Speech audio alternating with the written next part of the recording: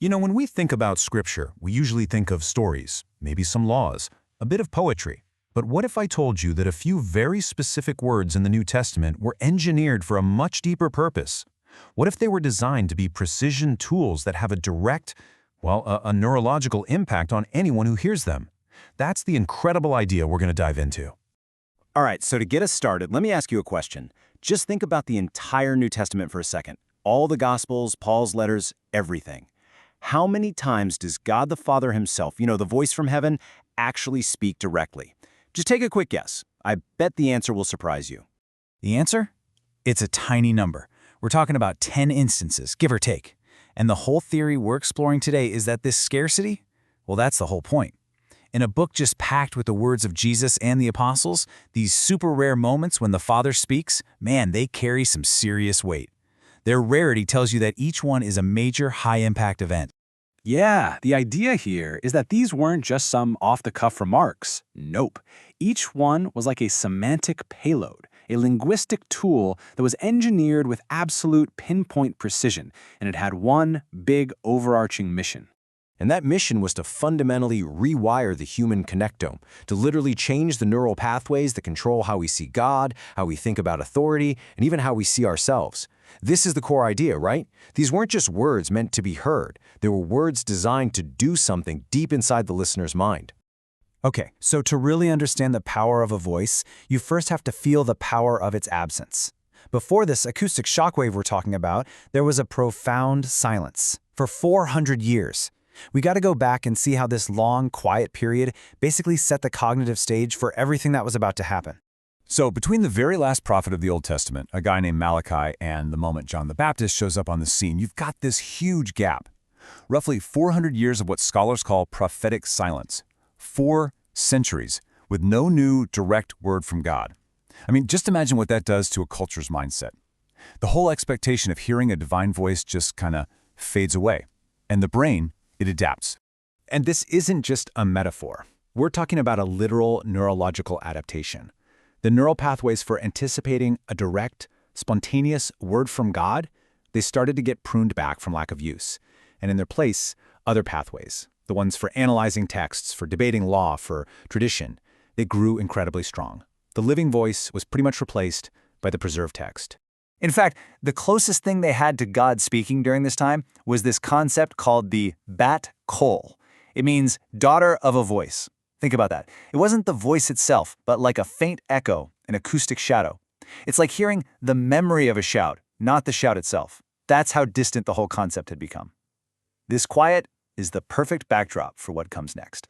So you've got 400 years of near total silence, and then, bam, the heavens are torn open. And the sound that comes out is not an echo. It's an acoustic shockwave. It's a neurological event designed to hit the reset button on everything. The very first direct quote we hear is at Jesus' baptism. He comes up out of the water, and this voice from heaven just thunders this declaration. Now, on the surface, it's a nice affirmation. But if you look closer, this sentence is a masterpiece of neurological engineering. It's built to do something very, very specific inside the brain of anyone listening. And this is where it gets absolutely brilliant. The single sentence brilliantly smashes together 2 completely separate, even opposite ideas from the Old Testament. The phrase, "my beloved son," comes right out of Psalm 2, which is all about a powerful, conquering king. But the second half, "in whom I am well pleased," is lifted straight from Isaiah 42, which describes a gentle, suffering servant. Now, in the mind of a first-century listener, these were 2 totally separate files. Kings conquer, servants suffer. This voice forces the brain to merge these 2 conflicting ideas, these 2 separate neural networks, into one single paradoxical person. It's incredible. Then it happens again at the Transfiguration. The voice repeats the affirmation, but this time it adds a game-changing command, listen to him. Now, think about who's standing right there. You've got Moses, who represents the entire law, and Elijah, who represents all the prophets. So when the voice says, listen to him, with those 2 guys right there, it's a massive, explicit transfer of authority. It's neurologically rebooting the whole system, placing the law and the prophets as subordinate to the voice of Jesus. Then there's this third time, in the Gospel of John, where the Father speaks from heaven again. And this part is just wild. The crowd's reaction is all over the place. Most of them, they just heard thunder. Some others, who were maybe a little more tuned in, thought it was an angel. And only a tiny fraction actually processed it as the voice of God. This is a perfect picture of cognitive dissonance, right? The raw signal was so powerful that unless your brain was specifically wired to receive it as language, it just defaulted to a more familiar category, like a thunderstorm. Okay, so we've got these big, audible, sky-shaking events. But then the New Testament writers do something even more subtle and, honestly, even more complex. They start to reveal the Father's voice, not by quoting new events from heaven, but by reinterpreting old, ancient texts as if they are a private, ongoing conversation happening within the Trinity itself. Now, it has a super fancy, complicated name, prosopological exegesis. But don't worry about the term. The idea behind it is actually pretty simple. You take an old text, like one of the Psalms, and instead of just assuming King David is talking, you say, wait a minute, what if the speaker here is actually God the Father, and the one he's talking to is God the Son? All of a sudden, that ancient scripture becomes a live, eternal dialogue, and it puts you, the reader, in the position of eavesdropping on eternity itself. The book of Hebrews is an absolute masterclass in this technique. The author just unleashes this rapid-fire barrage of Old Testament quotes one after the other, but explicitly frames them as the Father speaking directly to the Son. It's like a cognitive bombardment, forcing the reader's brain to process this relationship between the Father and Son as deeply intimate, totally eternal, and the foundation of the entire universe. So the apostles, especially Paul, take this whole idea and then kick it up another notch in their letters to the early churches. They don't just reveal a conversation that happened in the past. They start quoting these ancient texts as if God is speaking them directly to the church, right here, right now. And the way they do it is so simple, but it's incredibly powerful. They'll take a quote from, say, the book of Deuteronomy, but they'll introduce it with the phrase, God says. Not God said, but God says, present tense.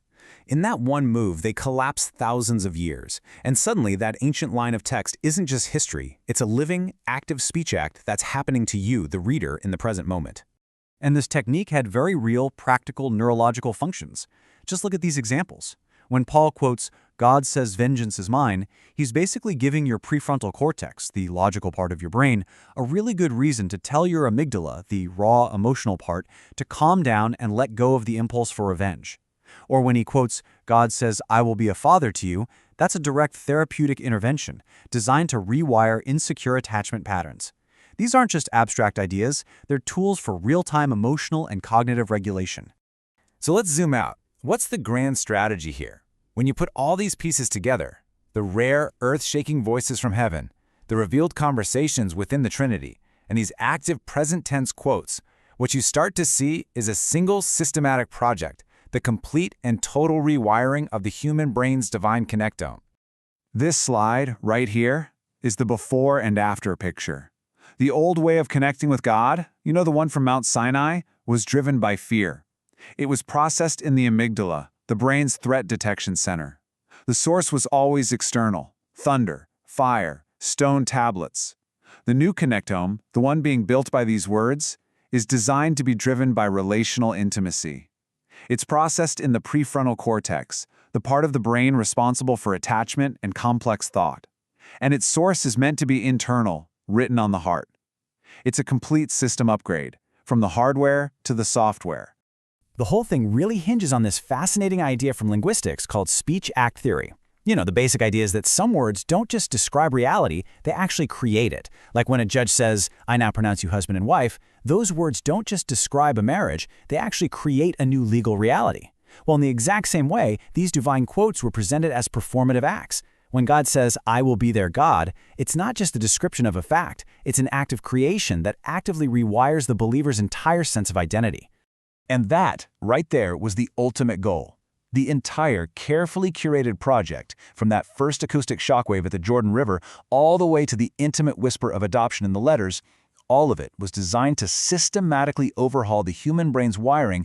It was all about preparing the mind for a completely new and totally different kind of relationship with God.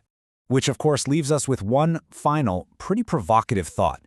If a handful of carefully chosen words from an ancient text were actually designed to have such a profound neurological impact, what are the words that are wiring your brain today?